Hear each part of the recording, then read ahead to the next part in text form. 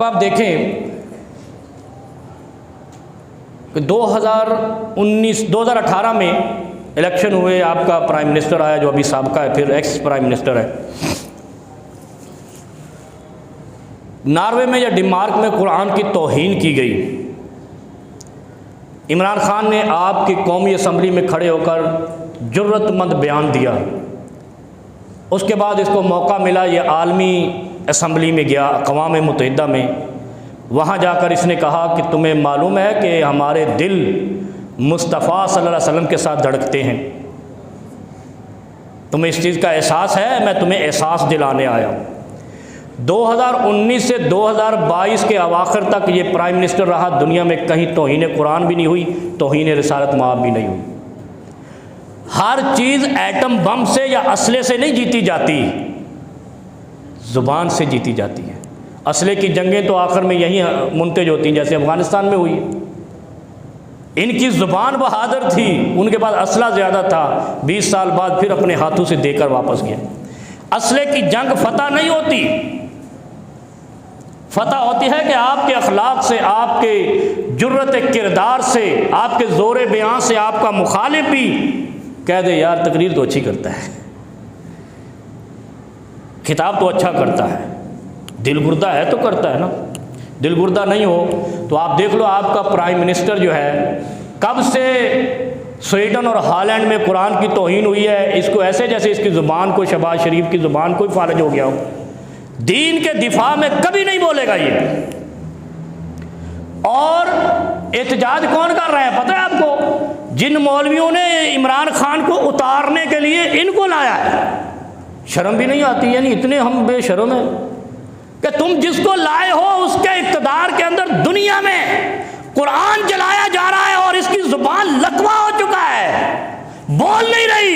اس شخص نے ایک بیان دیا تھا، پوری دنیا میں 3 سال تک کسی مستنڈے کو، کسی لوفر کو، کسی گھنٹے کو توہین مذہب کرنے کی جرأت نہیں ہوئی تھی، اور اس نے اسلامو فوبیا کی قرارداد منظور بھی کرا لی تھی۔ یہ بڑے قرآن کے وفادار بنتے ہیں، یہ دھوکے باز ہیں مولوی، یہ غدار ہیں قرآن کے، جنہوں نے عظمت قرآن کا پھریرا لہرایا، تم نے اس سے غداری کی ہے۔ ابھی اس بھولی بھالی قوم کو کہتے ہو ہم بڑے قرآن کے وفادار ہیں، ریلیاں نکالتے ہیں اپنے۔ بہرحال قرآن کی توہین سے دل تو ہر مسلمان کا جلتا ہے، لیکن ہم غدار ہیں قرآن کے۔ کیوں؟ اللہ قرآن میں کہتا ہے ان فی ذلک لذکریٰ لمن کان لہ قلب او القی السمع وہو شہید۔ 3 باتیں بتائی ہیں۔ قرآن کا وفادار کون ہے؟ قرآن کا وفادار کون ہے؟ سن لو، اس میں سب ہیں، مولوی بھی ہوں یا لے مین ہوں، کوئی بھی ہو۔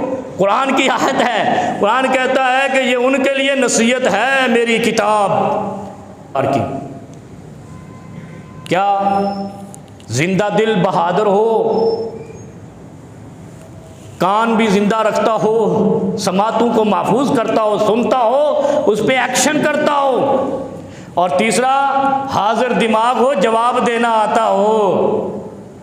اور جس کو جواب ہی نہیں دینا آتا، 2 ہفتے ہو گئے، قوم چیخ رہی ہے بھائی بیان دے، سرکاری اعلامیہ جاری کر، ہم اس کو لیڈر مانتے ہیں۔ جو ایک بیان نہیں دے سکتا وہ بھی لیڈر ہے، تو پھر ایسے ہی گیدڑ ہوتے ہیں۔ ایک قرآن کی آیت پڑھیں، قُلْ لَا إِنِ اجْتَمَعَتِ الْإِنسُ وَالْجِنُّ۔ اللہ نے کہا ہے انسان اور جن اکٹھے بھی ہو جائیں نا تو میری کتاب جیسی کتاب نہیں لا سکتے ہی، وَلَوْ كَانَ بَعْضُهُمْ لِبَعْضٍ ظَهِيرًا۔ سارے اکٹھے ہو کے ایک دوسرے کی مدد کرو، میرے قرآن جیسی قرآن لے آؤ۔ اور جب نہیں لا سکے گورے تو توہین کرنے لگ گئے، پھاڑنے لگ گئے، جلانے لگ گئے، شہید کرنے لگ گئے۔ اس کا مطلب یہ ہے کہ یہ بات تو اتھینٹک ہو گئی کہ ان گوروں، یہودیوں، عیسائیوں، ہندوؤں، بدھ متوں اور سکھوں کے پاس قرآن کا توڑ نہیں ہے سوائے اس کو جلانے کے۔ انگور کٹے ہیں، جب نہیں مل سکے، اس کا بدل نہیں لا سکے، اس میں تبدیلی نہیں کر سکے، اس کا حرف بھی بدل نہیں سکے، تو اب کہتے ہیں جلا دو یا پھاڑ دو، دفنا دو۔ اس کا مطلب ہے کہ ظالمو مان لو تم شکست کھا گئے ہو، یہ کتاب اللہ رب العالمین کی ہے۔